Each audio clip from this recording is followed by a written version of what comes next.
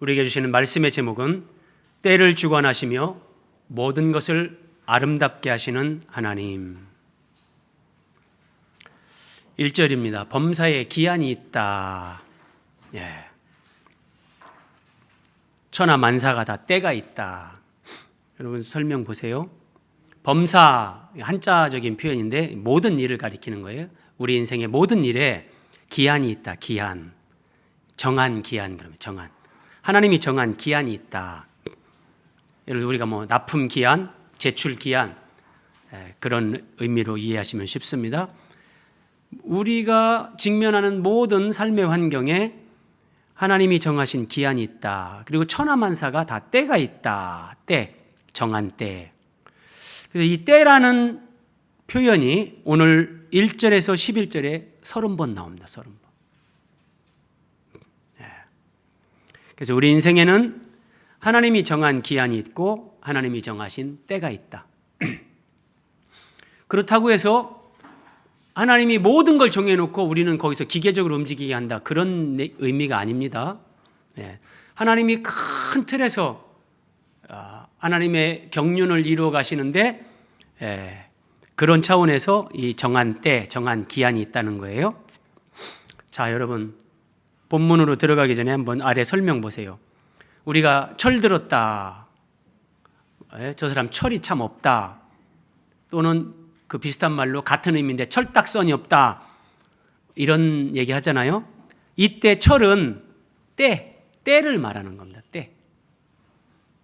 그래서 이게 봄, 여름, 가을, 겨울, 사철, 그 철을 분별하지 못하는 그런 사람을 이게 철이 없다.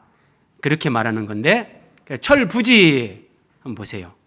철을 모른다.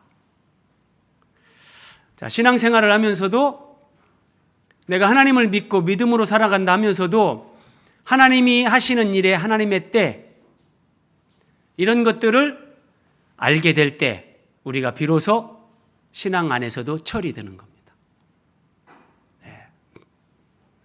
철이 든다.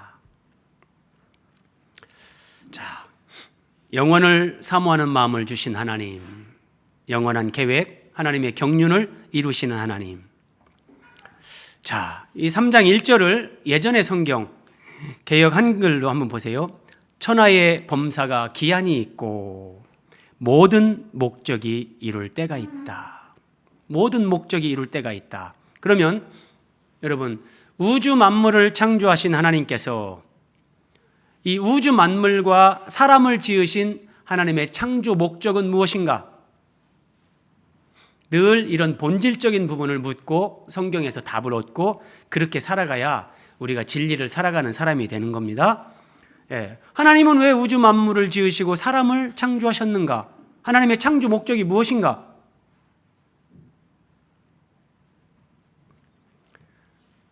성경의 결론 요한계시록 그 21장에서 하나님의 창조 목적이 이루어집니다. 그래서 이루었도다. 하나님이 창조하신 그 창조 목적이 비로소 성취가 되는 거예요. 이루었도다. 나는 알파와 오메가요.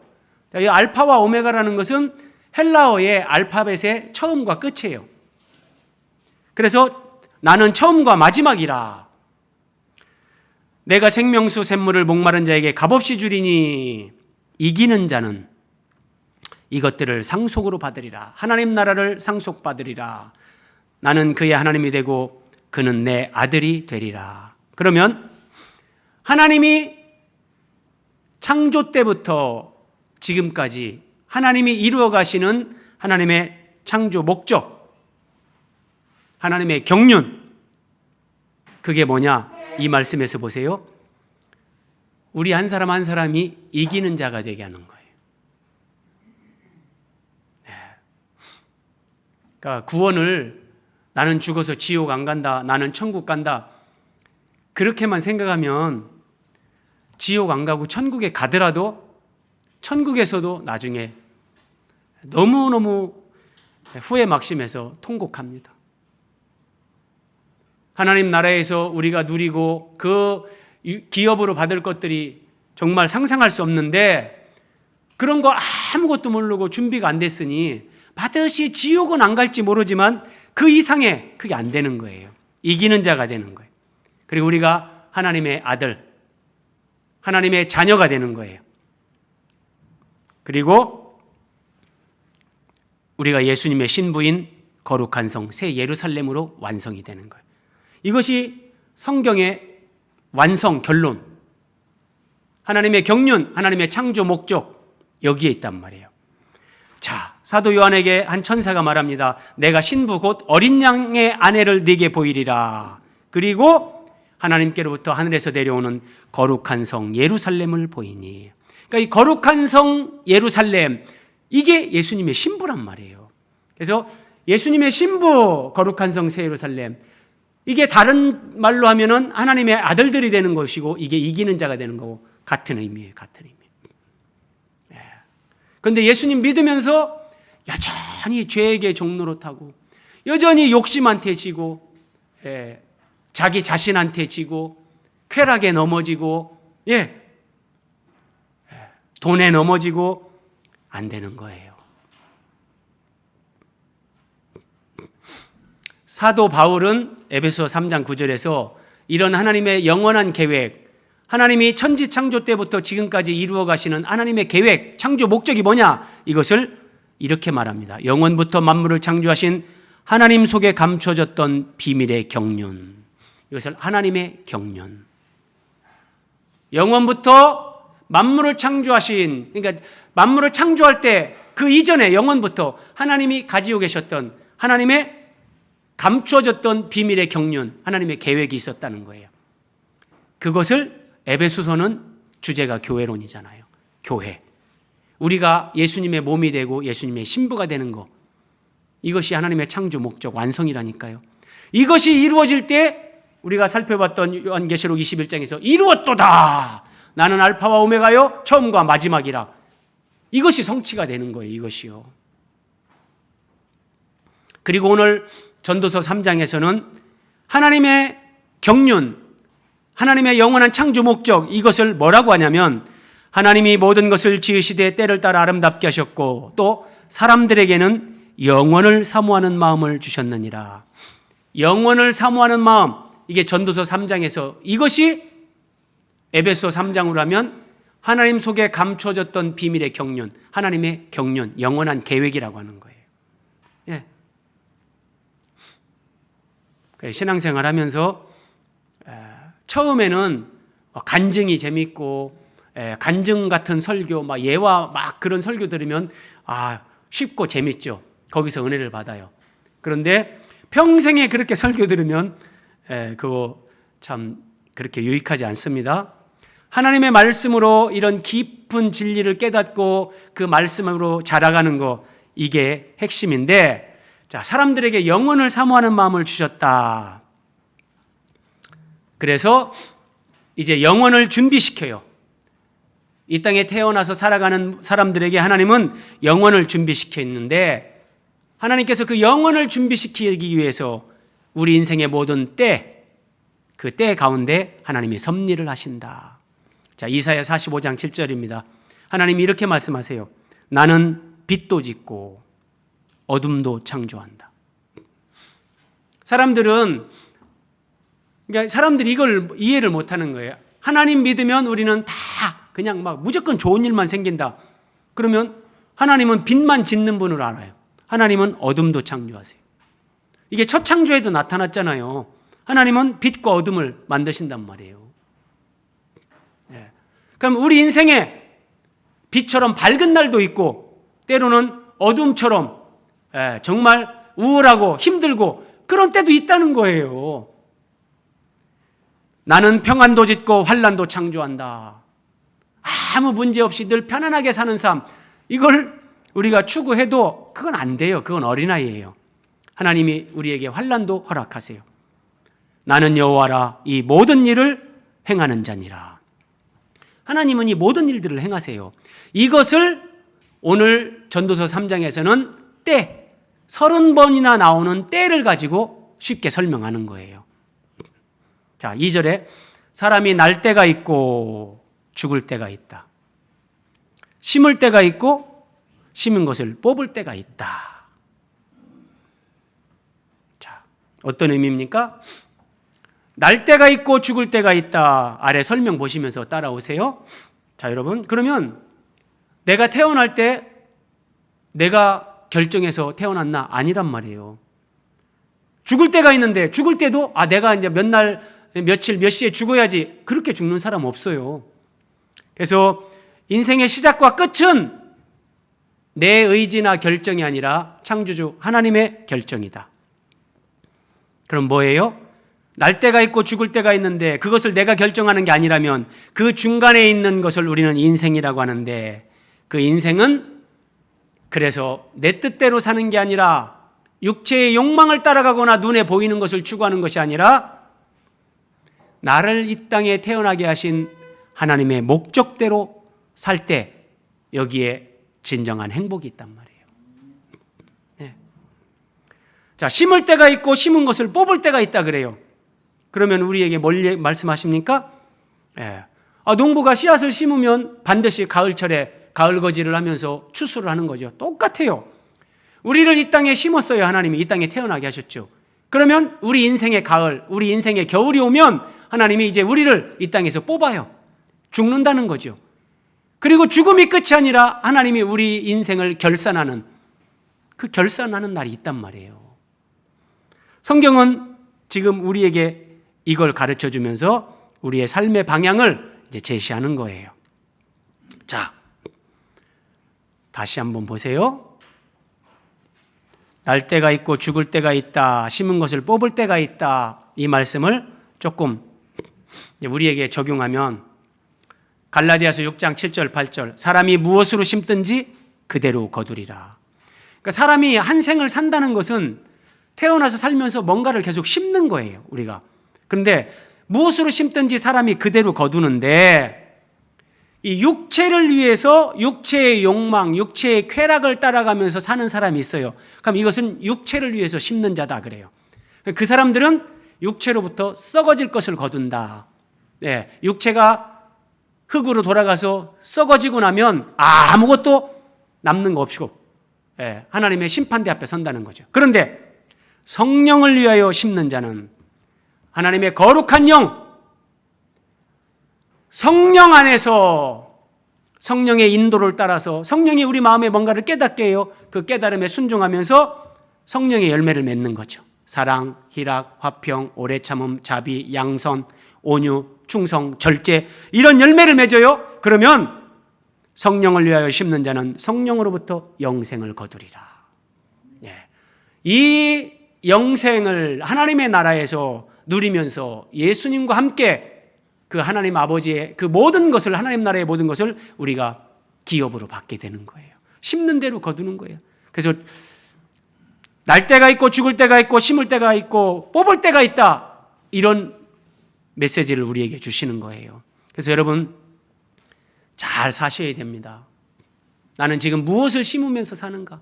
어떤 사람은 막 악을 심어요. 악을. 어떤 사람은 미움을 심어요. 어떤 사람은 그 욕망, 쾌락, 그거 심으면서 사는데 육체를 위하여 심는 자는 망합니다. 성령을 위하여 심는 자는 영생을 거둔다. 3절입니다. 죽일 때가 있고 치료할 때가 있다. 여기 죽일 때라는 것은 앞에 2절에서 날 때가 있고 죽을 때가 있다. 그 2절에서는 이제 자연적인 죽음을 얘기하는 거고, 여기서는 하나님이 죽인다는 것이 진짜 완전히 목숨 끊는 건 아니죠. 죽일 때가 있고 치료할 때가 있다.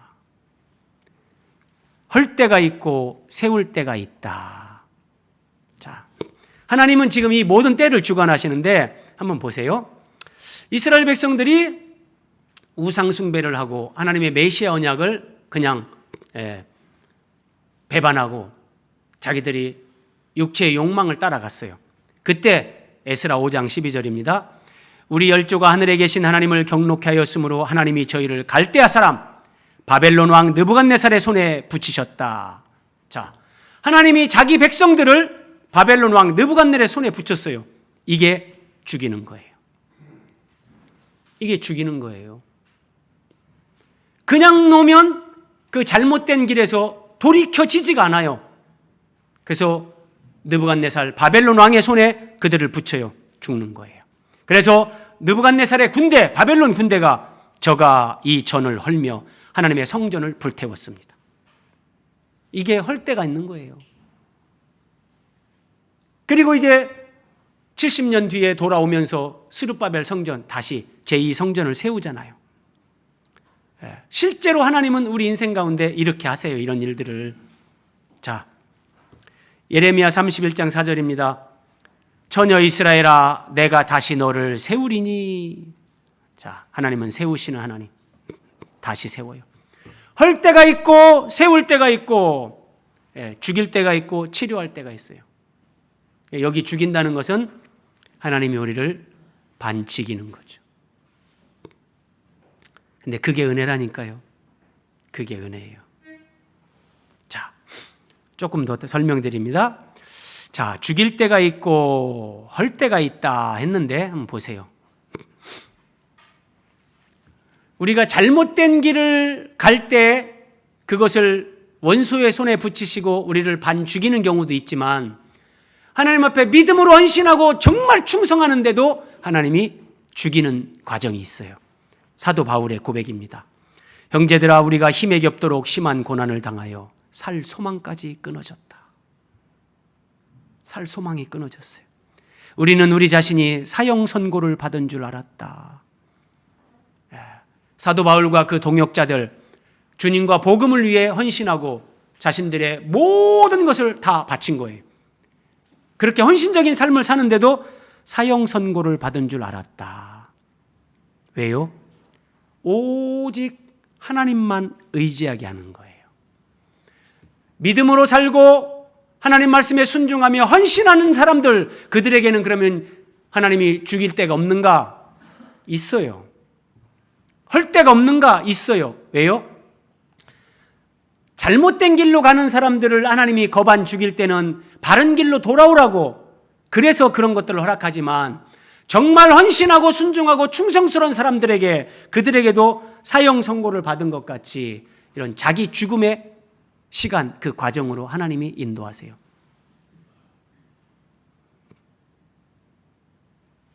내가 죽는 만큼 내 안에 주님이 사시기 때문입니다. 이게 위대한 신비고 가장 큰 은총이라니까요. 갈라디아서 2장 20절입니다. 내가 그리스도와 함께 십자가에 못 박혔다. 이게 나를 죽이는 거예요. 여러분, 그럼 사도 바울이 뭐 믿음이 없고 헌신하지 않아서 그런 겁니까? 아니에요. 헌신하고 믿음으로 온전하게 살기 때문에 그에게 더 큰 복을 주기 위해서. 여러분, 욥을 생각해 보세요. 동방의 의인, 하나님 앞에 순전한 자, 정말 흠잡을 데가 없는 사람이 욥이에요. 그런데 하나님이 그에게 고난을 허락하시잖아요. 저는 구약시대 때 욥이 저는 신약의 거의 사도 바울 같은 그런 신앙의 수준이다. 저는 그렇게 이해를 합니다. 굉장한 거예요. 그러니까 사도 바울 같은, 욥과 같은 그 정도 믿음의 사람이 될 때 그들을 주님과 함께 십자가에 내가 못 박혔다라고 하는 그런 환경, 그런 고백이 나오게끔 그렇게 인도하는 거예요. 너무 어리면 이쪽으로 하나님이 데리고 가지도 못해요. 그리고 보세요. 이제는 내가 사는 것이 아니요 오직 내 안에 그리스도께서 사시는 것이라. 분명히 내가 사는데 내가 사는 게 아니라 내 안에서 예수님이 사시면서 내가 사는데 예수님이 사는 거예요. 이것이 우리가 예수님의 신부가 된다는 거, 주님의 몸이 된다는 거예요. 이게 교회고 이게 거룩한 성 새 예루살렘이에요. 그러니까 사도 바울은 여기까지 간 거예요. 여기까지요. 이런 말씀을 이해하고 이걸 가슴에 누리면서 이렇게 사는 그리스도인들 그렇게 많지 않아요. 그렇게 많지 않아요. 여러분 안에 누가 사십니까? 예수님이 사십니까? 여러분 자신이 사십니까? 여러분 안에 하나님의 말씀이 주인 노릇합니까? 여러분 안에서 돈이 여러분들을 좌지우지합니까? 여러분들은 돈 때문에 여러분들의 삶의 방향이 결정됩니까? 하나님 말씀 때문에 삶의 방향이 말씀을 기준으로 해서 결정됩니까? 우리가 안 되는 그런 부분들을 우리를 죽일 때가 있고 헐 때가 있고 그러면서 치료하시고 세우면서 우리를 이런 사람으로 하나님이 만들어 가시는 거예요. 4절입니다. 울 때가 있고 웃을 때가 있다. 슬퍼할 때가 있고 춤출 때가 있다. 자, 저는 이 말씀 묵상하면서 요한계시록 21장 4절 모든 눈물을 그 눈에서 닦아 주시니. 자, 이 세상에 사는 동안에 우리는 눈물을 흘립니다. 아픔이 있고 상처가 있다는 거예요. 그런데 하나님 앞에서 하나님 나라에서 그 눈에서 눈물을 닦아주세요. 이게 웃을 때가 있는 거예요. 예. 그러니까 지금 이 땅에서 살면서 내가 울 때가 내가 지금 울고 있는 때다. 낙심하지 말라는 거예요. 웃을 때가 있다는 거예요. 하나님이 우리 눈에 눈물을 닦아주시고 우리를 웃게 하는 그때가 있다는 거예요. 여러분, 아브라함의 아내 사라는 불임 여성이었습니다. 임신하지 못하는 여성이었어요. 그래서 자기 몸종 하갈을 남편에게 줘서 이스마엘 아들을 낳았어요. 근데 이스마엘 이 하갈이 임신을 하니까 어떻게 했습니까? 임신하니까 자기 주인 그 사라를 무시하는 거예요. 얼마나 마음이 아팠을까요, 사라가. 그런데 하나님이 사라를 찾아오셔서 너에게 아들이 있을 것이다. 내가 너를 웃게 하리라. 그 눈물, 울음을 웃음으로 하나님은 바꿉니다. 그리고 보세요.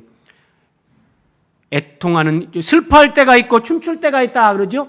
그러면 계시록 21장 4절 아래 말씀, 애통하는 것이나 곡하는 것이나, 이게 슬퍼하는 거예요. 우리가 이 땅에서는 정말 애통해하고 통곡하는 우리 인생에는 이게 있어요.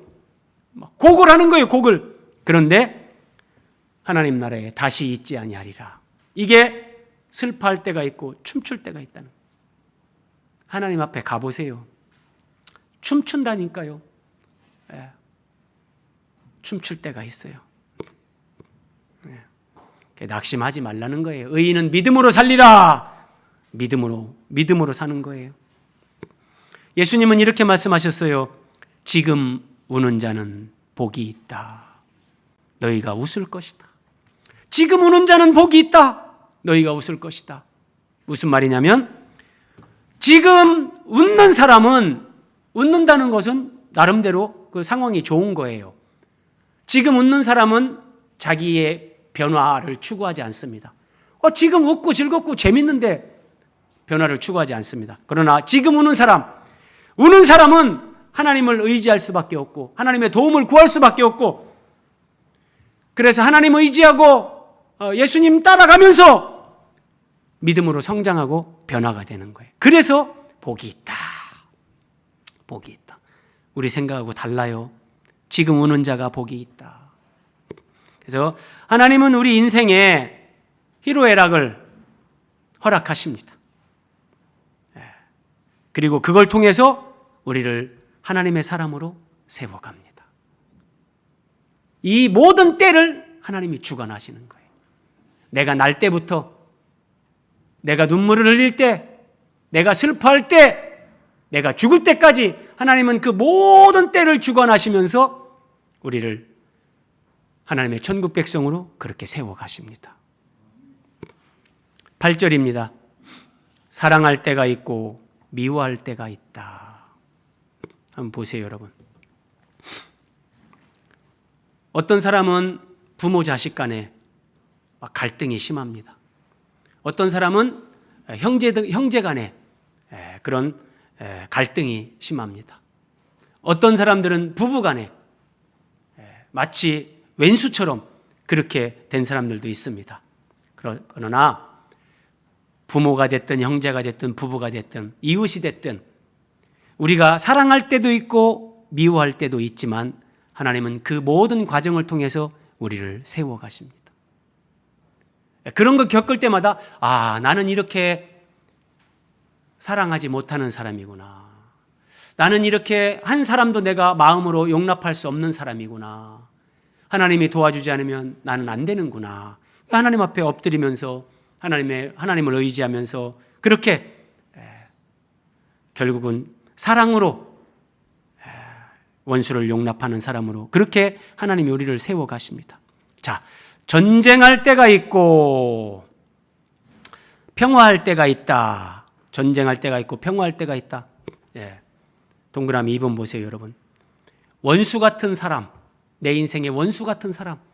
그래서 그 사람과 정말 전쟁을 하는 것 같은 삶의 갈등, 고통의 시간을 우리가 마주하기도 합니다. 그런데 그걸 통해서 하나님은 우리를 겸손한 사람, 관용, 용서, 사랑을 배우게 하시면서 우리를 하나님의 성품에 참여하게 합니다. 그러니까 내가 내 인생에 전쟁이 없다면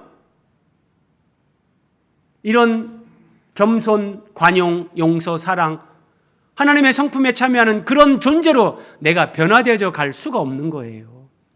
그래서 어떨 때는 미워할 때, 전쟁할 때 그것까지도 은혜라니까요. 그것까지도.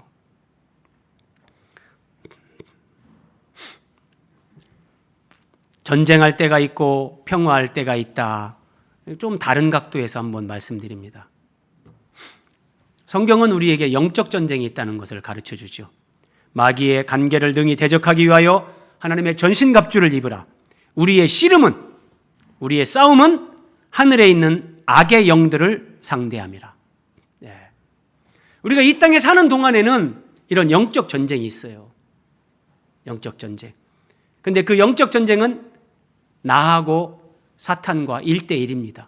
그래서 씨름이라고 하는 거예요. 씨름은 1대1로 하는 거지 뭐 사탄하고 뭐 그게 아니에요. 그래서 우리의 씨름은 하늘에 있는 악의 영들을 상대하는 것이다. 이런 전쟁이 있어요. 그래서 어떤 사람은 이 악한 영들이 쾌락으로, 술로, 마약으로 유혹을 하고, 어떤 사람은 음란으로 유혹을 하고, 어떤 사람은 돈으로 유혹을 하고, 다 다르게 우리의 가장 약한 부분으로 사탄이 이런 전쟁을 걸어오죠. 잘 분별하고 이걸 이겨야 되는 거예요. 이런 싸움, 믿음 안에서의 이런 싸움을 싸우고 우리가 생을 마치고 하나님 앞에 갈 때 계시록 14장 13절입니다. 주 안에서 죽는 자들은 복이 있도다. 그들이 수고를 그치고 쉬리니. 영원한 평화, 영원한 안식. 이 땅의 교회들은 전투하는 교회입니다. 하나님 나라에서의 교회는 안식하는 교회입니다. 이 땅에서는 우리는 싸워야 돼요. 죄하고 싸우고, 나 자신과 싸우고, 사탄과 싸우고, 내 속에서 일어나는 그런 욕망과 싸우고, 이런 싸움을 잘 싸우고 우리가 하나님 앞에 갈 때, 그때 영원한 이 안식에 우리가 참여하는 거예요. 자, 모든 것을 아름답게 하시는 하나님, 하나님이 모든 것을 지으시되 때를 따라 아름답게 하셨고 사람들에게 영원을 사모하는 마음을 주셨다. 사람을 만들 때 하나님이 이렇게 만드셨어요. 여러분, 우리가 자동차 회사에서 만들었어요. 그럼 휘발유를 넣어야만 차가 움직일 수 있게끔 만들었어요. 그럼 이 자동차는 그냥 휘발유가 없이는 안 되는 거예요. 그건 그냥 운명적인 거예요. 자, 사람을 하나님이 만드실 때 사람들에게는 영원을 사모하는 마음을 주셨어요. 그래서 사람은 본능적으로 죽는 걸 싫어하고 영원히 살고 싶어 합니다. 여러분, 120세 되신 할머니, 할아버지가 죽을 때는 아이고, 내 진짜 오래 살아서 너무 좋네. 이제 빨리 죽어야 되겠다. 아마 그렇게 죽는 사람 아무도 없어요. 왜냐하면 사람이 죽기를 싫어하고 영원히 살고 싶어 하는 것은 하나님이 주신 영적인 본능이기 때문에 영원히 살고 싶어 한단 말이에요. 그런데 내가 죽지 않고 영원히 살고 싶어 하는 그런 본능은 바로 영생하시는 하나님을 향한 갈망. 하나님을 부정하든 시인하든 본질적으로 그 내면 깊은 곳에서 내가 죽지 않고 살고 싶다. 그것은 영생하시는 하나님을 갈망하는 그 영혼의 갈망이란 말이에요. 뭔가 재물을 가지고 맛있는 음식을 먹고 뭔가를 많이 소유해도 채워지지가 않는다. 늘 인생에 목마름이 있다. 그 목마름은 궁극적으로 영원하신 하나님을 향한 그리움. 하나님을 향한 그리움이에요. 이거는 뭐 좋은 옷, 좋은 뭐 음식으로 채워지는 게 아니에요. 이게 사람들에게 영원을 사모하는 마음을 주셨다는 이 의미인데, 여기서 한번 보세요. 하나님이 모든 것을 지으시되.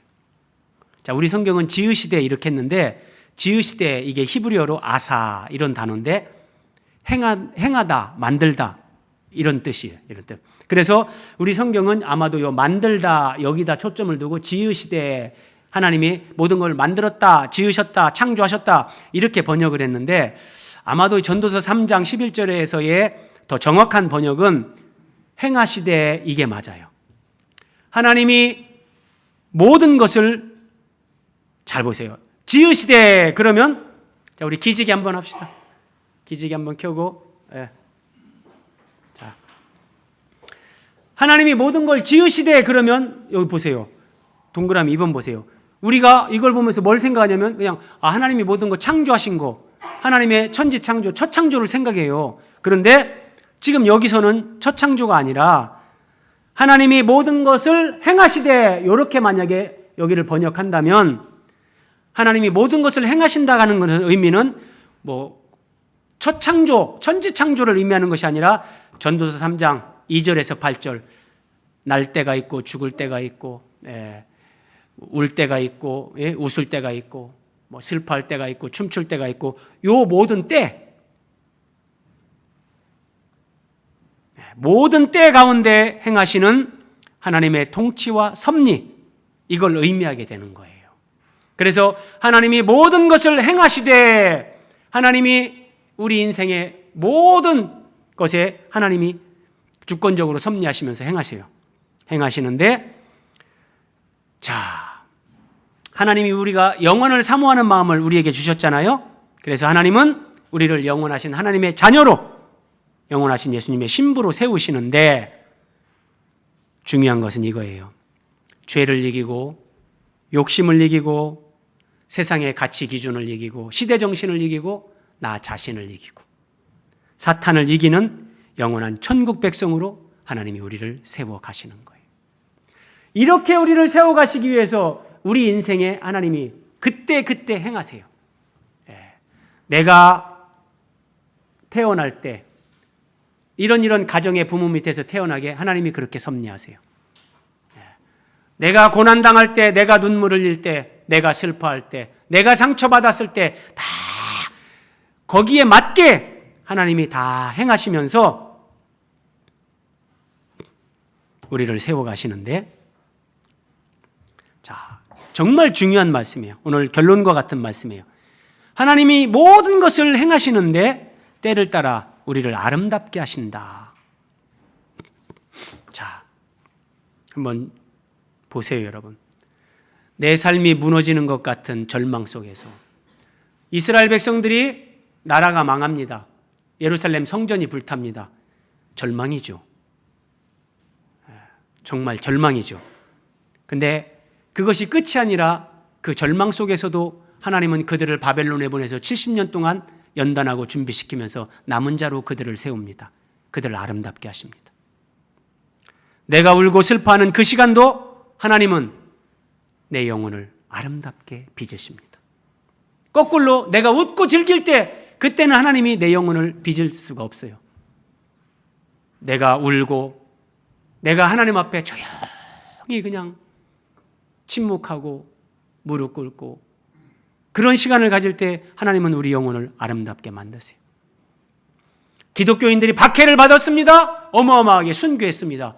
그러면 하나님이 그걸 모릅니까? 박해받는 그 환경을 통해서 하나님은 교회를 거룩하고 순결하게 만들었습니다. 자, 4번 보세요.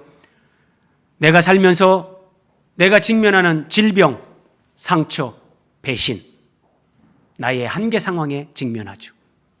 그런데 이 모든 걸 통해서 하나님은 내가 오직 하나님만 의지하는 사람으로 나를 아름답게 가꾸십니다.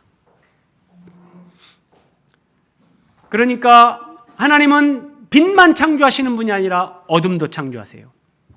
평안만 우리에게 주시는 분이 아니라 환난도 허락하세요.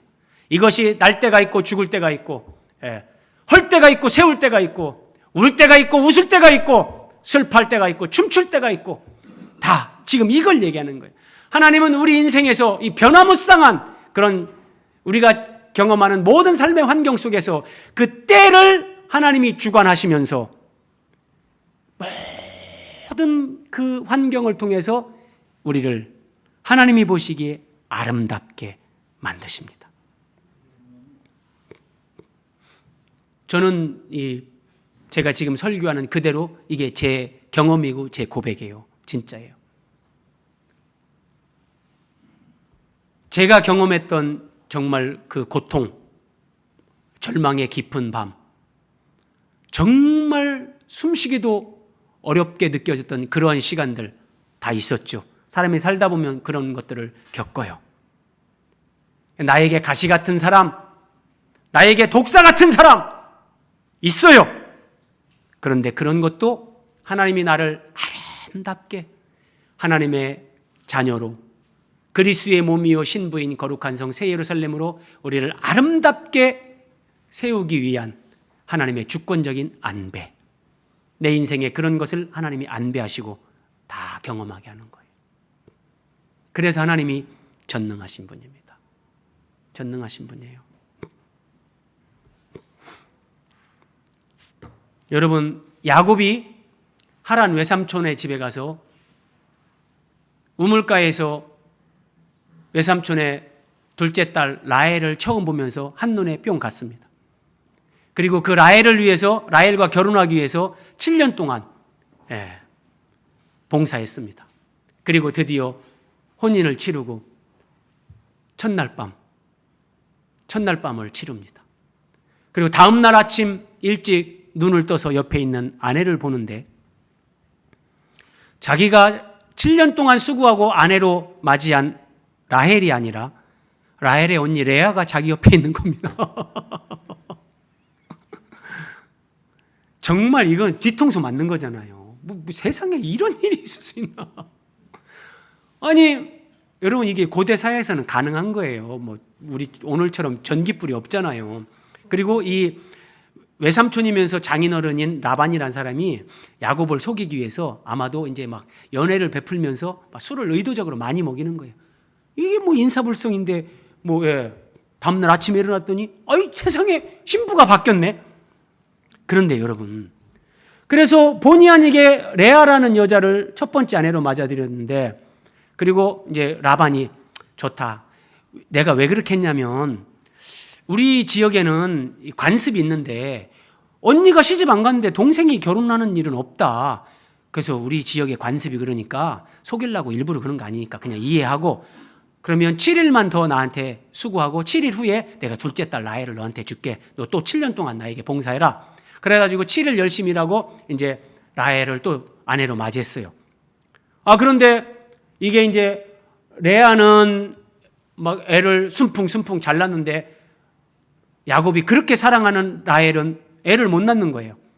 그래가지고 라헬이 자기 여종 비라라는 여종을 자기 남편한테, 그러면 내 여종을 취해서라도 애를 낳으시오. 애를 또 잘 낳아요.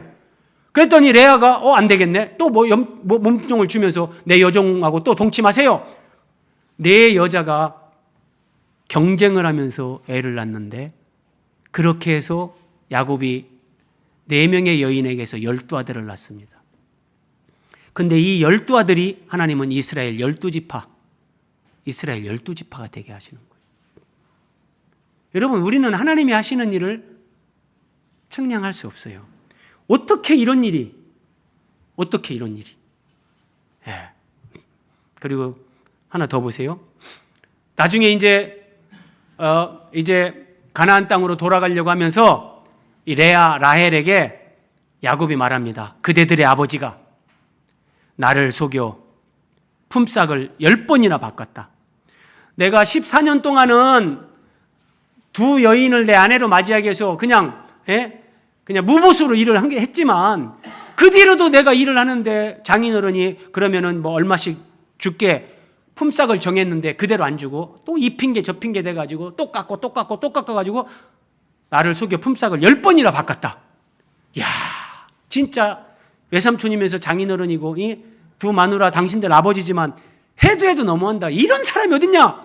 이렇게 얘기하는데 나를 속이시면 어찌입니까? 자, 야곱이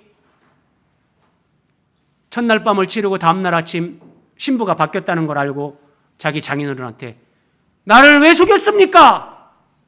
또 자기 두 아내한테 나를 속여 품삯을 10번이나 변경했다. 두 번 다 속였다는 표현이 나오죠. 여러분, 야곱은 엄마 뱃속에서 나올 때부터 자기가 첫째가 되려고 쌍둥이 형이 먼저 태어나는데 뱃속에서 발뒤꿈치를 잡고 나온 사람이에요. 대단한 사람이죠. 정말 대단한 사람이죠. 누구에게도 그 정도로 지기를 싫어하고 1등이 되려고 하고 어디에서든지 머리가 되려고 하고 이게 야곱이에요. 야곱. 그래서 자기가 둘째로 태어난 것이 너무너무 원통하고 분해서 형에게 팥죽을 주면서 장자권을 갈취하죠. 아버지의 축복을 형으로 변장하고 속여가지고 눈 어두운 아버지를 속여가지고 형의 축복을 가로채죠. 여러분, 야곱이 이런 사람입니다. 형을 속이고 아버지를 속이고 속이는데 명수가 야곱입니다. 그런데 하나님이 그 야곱을 믿음의 사람으로 세우기 위해서 야곱보다 더 강력한 사람 라반, 자기보다 더 머리 잘 쓰고 더 잘 속이는 사람, 그 사람을 만나게 하는 거예요. 우리 인생에 우연은 없습니다. 우연은 없어요. 우연은 없어요. 하나님은 이렇게 정확하시다니까요. 그래서 내가 누구한테 이렇게 속임을 당했다. 그럼 나는 누구를 속인 적이 없나? 돌아보면 딱 답이 나옵니다.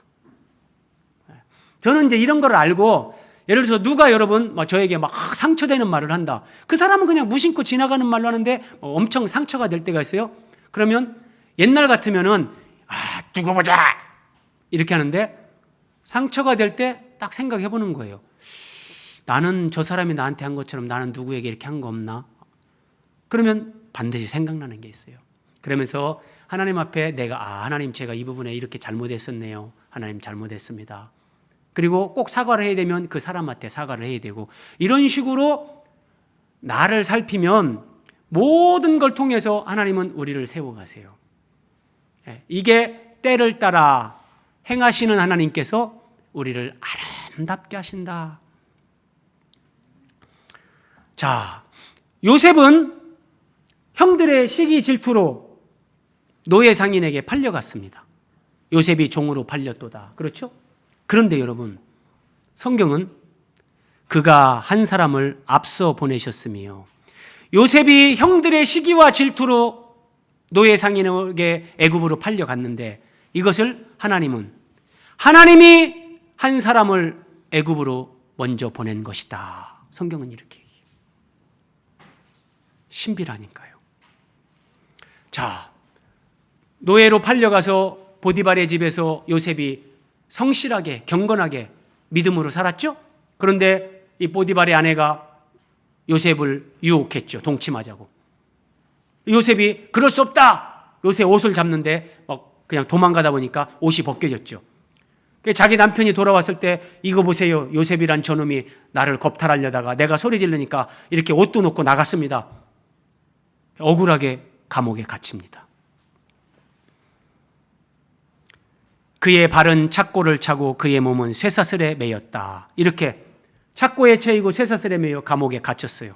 그런데 여러분, 성경은 이렇게 말씀하십니다. 그의 말씀이 그를 단련하였도다. 분명히 보디발의 아내의 모함으로 억울하게 누명을 쓰고 요셉은 감옥에 갇혔는데 착고에 차이고 쇠사슬로 몸이 묶였는데 하나님이 요셉을 단련하기 위해서 그 하나님의 말씀이 성취될 때까지 감옥에서 하나님이 말씀으로 단련하였다. 이렇게 말씀하시는 거예요. 예. 우리가 억울하게 생각하는 거, 예. 내가 정말 불평이 나올 수밖에 없다고 아무리 생각해도 하나님 너무하십니다라고 하는 그런 환경, 그런 상황 속에서도 이런 하나님의 섭리가 있는 거예요. 그래서 하나님은 때를 따라 행하시되 모든 것을 행하시되 그 모든 걸 통해서 우리를 아름답게 하셨도다. 우리를 아름답게 세우십니다. 아름답게.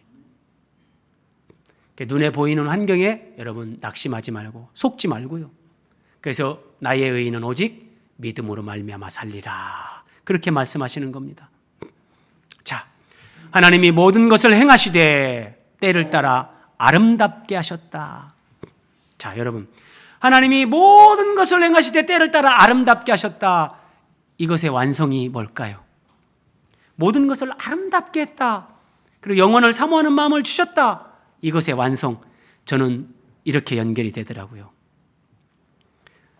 또 내가 보매 거룩한 성 새 예루살렘이 하나님께로부터 하늘에서 내려오니 그 준비한 것이 신부가 남편을 위하여 단장한 것 같더라. 여러분, 신부가 남편을 위해서 단장할 때 신부 화장을 하고 드레스를 입고 면사포를 쓸 때 그날보다 더 아름답게 자기를 단장하는 그건 없을 거예요, 아마. 그렇죠? 여성들이 평생에 결혼하는 그날보다 더 아름답게 자기를 단장하는 건 없을 거예요.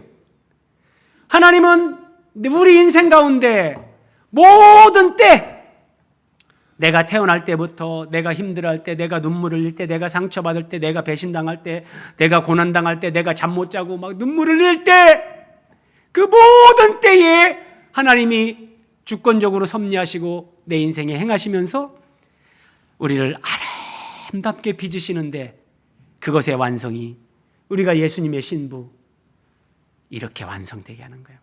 이게 거룩한 성 새 예루살렘을 그림으로 묘사한 건데 이게 바로 예수님의 신부를 가리키는 거예요. 예수님의 신부. 우리가 이런 예수님의 신부로 이렇게 변화된다는 거예요.